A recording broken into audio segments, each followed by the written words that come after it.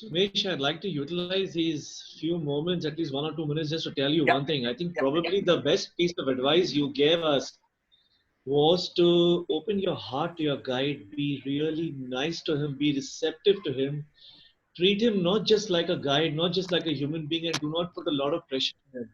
I had been to Masai Mara, I think in 2017, 3 years back, and I myself, see, the thing is that we are spending a lot of money. We're taking out our time. So much of pressure is there on us because we want to go there and get good pictures. And we feel that we see the pictures of all our friends and all our peers and what kind of images they've come back with. And we want to go there and we want to one up them. Either that or be at least as good as them. There's pressure going there. And when we go there and we see that we're not getting those frames, we're trying to get a little frustrated. We tend to lose our composure and then probably try and offload that pressure onto our guide. I think it's the best pieces of advice you've given today. I mean, that is something which is worth its weight in gold. Never ever lose your composure. Be nice to him, be patient, and leave the rest to fate. exactly, exactly. The thing is, um in our last safari, uh, in our last safari in December, we happened to know that the guide, it was his birthday. We have given a surprise birthday party in Masai Mara. Normally, this is the safari lodges. They don't entertain the drivers to sit with us and having dinner or something. They don't entertain that one. They exclusively they have their own area too. So when we reached there, we had a wine bottle along with the birthday cake, and we actually, me and Mithun personally talked to the manager, and this is something we required. They were not allowing us, but I told no. The reason, whatever is there, I mean, we have to celebrate his birthday here in this hall itself. It was a different moment. He was shedding tears in his eyes. So at the end, Awesome, awesome. Very nice. the thing is, when you treat them as a human being, and when we realize their life, that console is good enough. They will surrender complete to you. It is we all are human beings. They will surrender.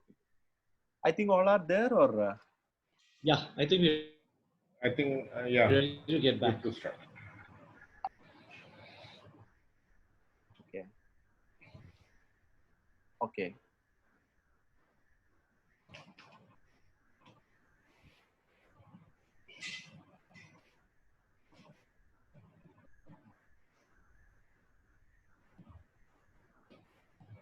So again, I'm just giving a quick note that the importance of species. That was the only idea I told you.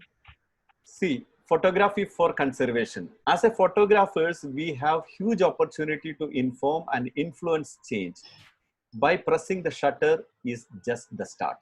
That is my point of conservation. Even if you can make a small change in your society, or if you can motivate a very small crowd, any small kids or something, you just always present them and encourage them. So eventually it will make a change in society and their living beings. Again, just I'm reading these points. Photography is a powerful medium for storytelling. We all know that. It's a widely accessible and an often highly effective communication method. Photography can play a critical role in calling attention to threats faced by the natural world and in affecting global change. Again, photographs can give an voice to species and wild places facing threats globally, from pollution and fragmentation to poaching and climate change. Basically, we can stand for we will raise our voice for a voiceless. So that is the basic funda. Photography can be an ideal tool to capture, record, and scientific observations, which that can be used for that also. Photography can also be a great way to illustrate how people interact depends on and value their nature.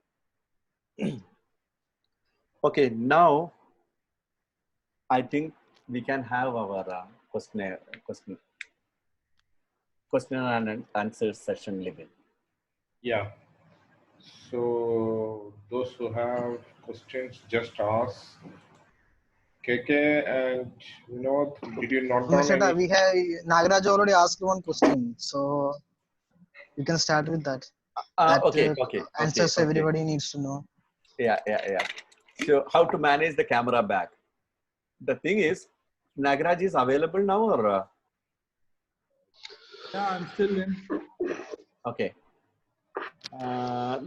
Let me just stop sharing my screen, Levin. Yeah. Fair? Better. Only my last page is only about the thanks. Okay, so it's not an important thing. Okay.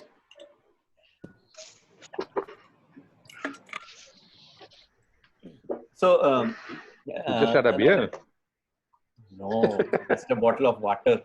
My throat is completely dry.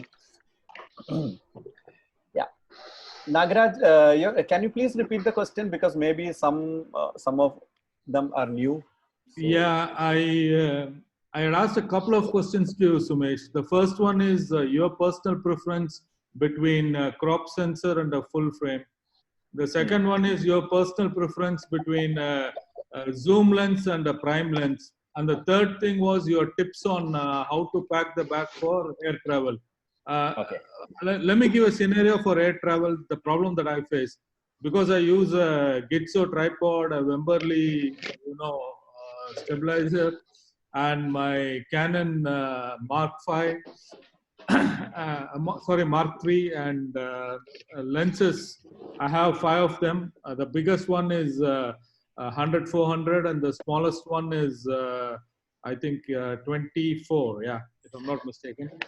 And other filters, blah blah blah blah, which laptop, chargers, batteries, blah blah, everything, hard disk, everything, And I tried to squeeze all of this into cabin bag, and I've never been successful in doing that. Okay. I was just looking at the face of Siju, Dr. Siju, because when we were traveling to Botswana, Botswana, Zimbabwe, we've been stopped at Johannesburg Airport, I believe. Started from Muscat.